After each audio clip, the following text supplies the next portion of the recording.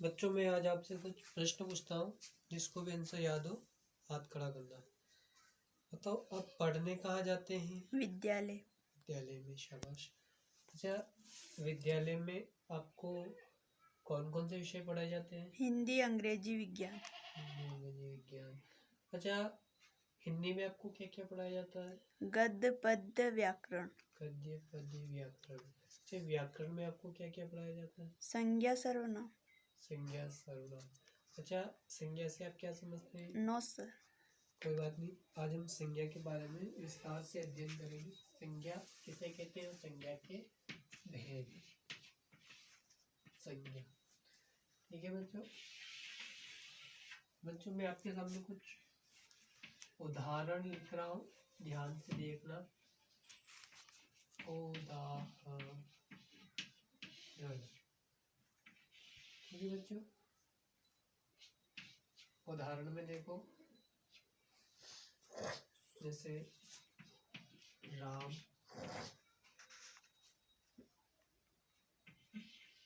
कमल, ठीक है। इधर देखो, पुस्तक,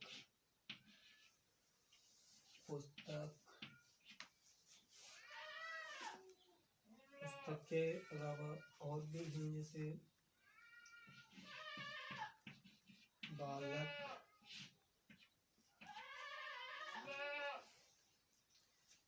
और देखो जैसे कि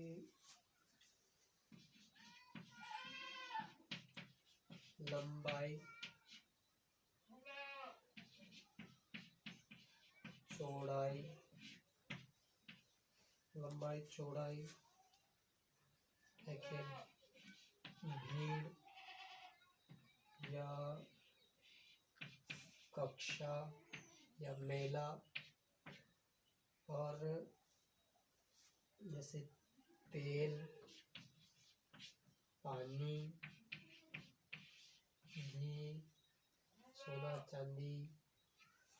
तो मैंने आपके सामने कुछ उदाहरण लिखे हैं, इन उदाहरण को ध्यान से देखना और इन पर गौर करना। राम, कमल, पुस्तक, बालक, लंबाई, चौड़ाई, भीड़, कक्षा, तेल, पानी, ये मैंने आपके सामने कुछ उदाहरण लिखे हैं, ठीक है बच्चों।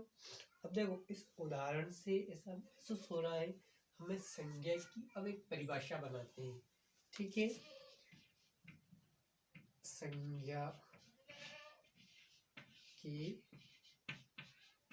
परिभाषा देखो कैसे निकलेगी।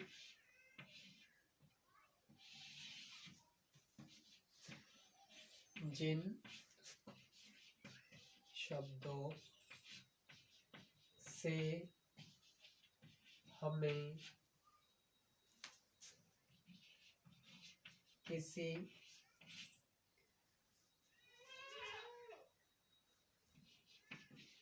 स्थान,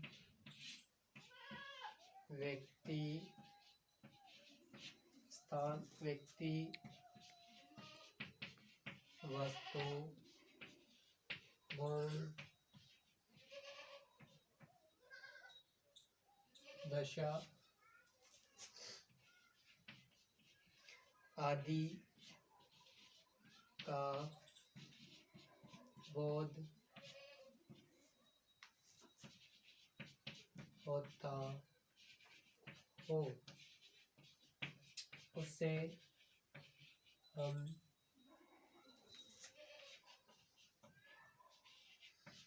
संज्ञा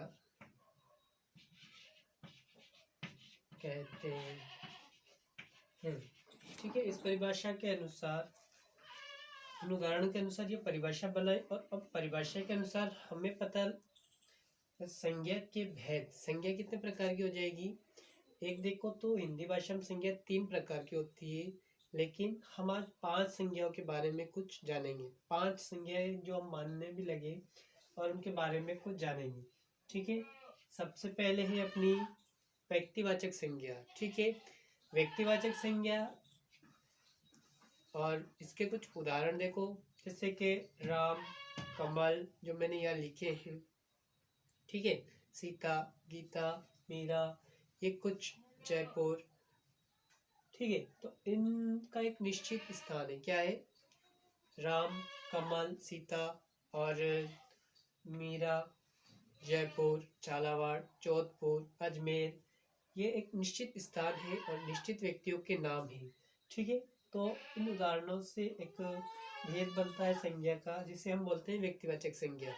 ठीक, व्यक्तिवाचक संज्ञा की डेफिनेशन, परिभाषा अगर इन उदाहरणों के हिसाब से बनेगी तो क्या बनेगी, वो रहेगी अपनी कि जिस संज्ञा से एक जाति की एक वस्तु किसी एक व्यक्ति, जिस संज्ञा से एक जाति की एक वस्तु किसी एक व्यक्ति या स्थान का बोध होता हो, उसे हम व्यक्तिवाचक संज्ञा कहते हैं। ठीक है, जैसे हमें निश्चित एक ही वस्तु का बोध हो रहा हो जिन शब्दों से, वो व्यक्तिवाचक में गिने जाएंगे। जैसे कि कोई कमल है, कमल एक ही होगा। ठीक है, जैसे कोई जयपुर शहर है, कोटा शहर है, ये एक एक शहर है।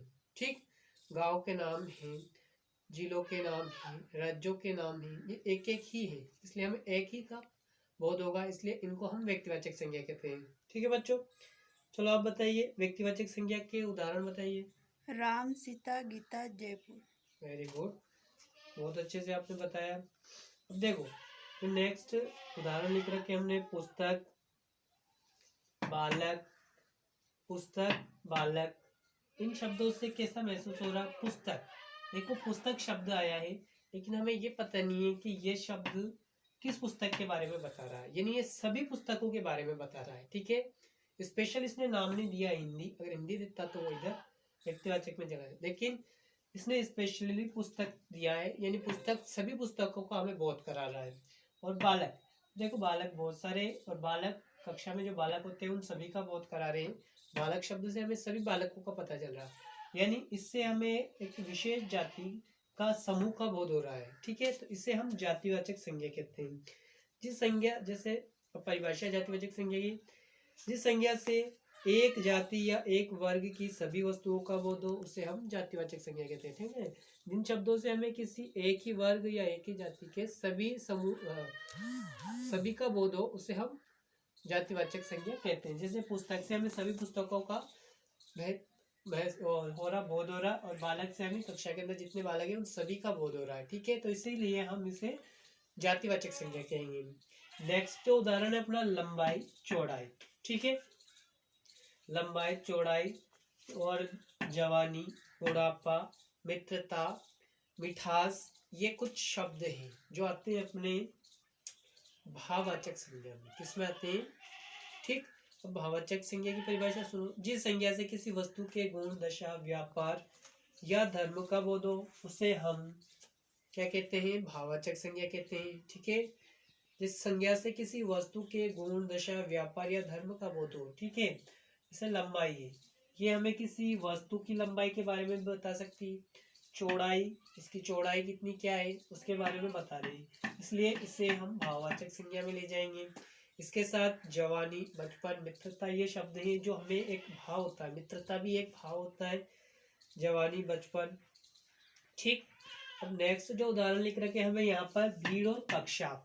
ठीक है, भीड़ और कक्षा, ये शब्द ऐसे हैं जो किसी एक बड़े समूह का बोध करा रहे हैं। भीड़ देखो तो या तो शहरों में देखो, या कोई कार्यक्रम होता है वहां देखो, या कोई राजनेता आता है तो वहां देखो, या फिल्म इंडस्ट्रियों में देखो, भीड़ ये हमें बहुत सी जगहों का बोध करा रही है। ठीक है, और कक्षा, कक्षा आप जानते हो जहाँ बालक बालक पढ़ते हैं, बालक बालिकाएं। ठीक, तो ये कक्षा शब्द भी हमें किसी कक्षा का बोध करा रहा है। बालक, भीड़ भी हमें बहुत सारे बोध करा रही है, इसलिए ये भीड़ और बालक के अनुसार यहाँ हमारी जो एक समूह का बोध करा रही है। क्या? एक समूह का। जैसे और उदाहरण देखो तो, सेना है, मेला है, सेना, मेला, खेल है, ये सब एक समूह का बोध कराते हैं। ठीक है, तो इसके अनुसार इसे हम समूहवाचक संज्ञा बोलते हैं। और समूहवाचक संज्ञा की अपनी परिभाषा बनेगी, जो संज्ञा शब्द किसी समूह या समुदाय का बोध कराते हो, उसे हम समूहवाचक संज्ञा कहते हैं। ठीक है, जो संज्ञा शब्द हमें किसी समूह या समुदाय का बोध कराते हो, उसे हम समूहवाचक संज्ञा कहते हैं। ठीक है बच्चों, अब देखो आगे है तेल, पानी, और का उदाहरण, और तेल, पानी, सोना, चांदी, हीरा, जवाहरात, मोती, घी। ये देखो एक ऐसे हैं तेल, पानी, द्रव्य पदार्थ है। सोना, हीरा, जवाहरात, चांदी, ये एक बहुमूल्य खनिज होते हैं। ठीक है, जो द्रव्य और धातु भी होती है। सोना, चांदी, हीरा धातु होती है, ये बहुमूल्य धातुएं होती है। ठीक है, तो इन शब्दों से हमें क्या महसूस हो रहा, ये किसी तेल या पानी का बोध करा रहे हैं, और ये द्रव्य भी है, और जो सोना चांदी है वो एक धातु है। तो देखो जो शब्द हमें, जो संज्ञा शब्द किसी द्रव्य या धातु का बोध कराते हैं, उससे हम कौन सी संज्ञा कहते हैं, द्रव्यवाचक संज्ञा कहते हैं। ठीक है बच्चों, अंतिम था अपना द्रव्यवाचक संज्ञा। और द्रव्यवाचक संज्ञा वे शब्द समूह जो हमें किसी द्रव्य या धातु का बोध कराते हैं, उन्हें हम द्रव्यवाचक संज्ञा कहते हैं। ठीक है, ठीक है बच्चों, चलो ये बताइए दो द्रव्यवाचक संज्ञा के उदाहरण। सोना चांदी। वेरी गुड, बहुत अच्छे से समझ रहे हो आज आप, ऐसे ही रोज समझा करो। एक क्वेश्चन लिखता हूँ जो घर से करके लाना। ठीक है,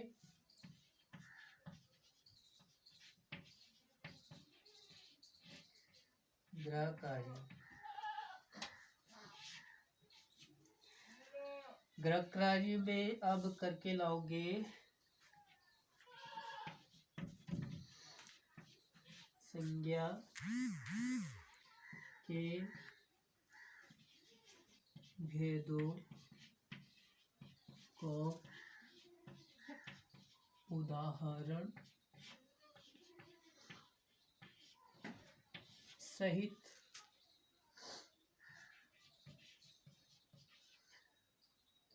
लिखकर लाएंगे। ठीक है बच्चों, ओके।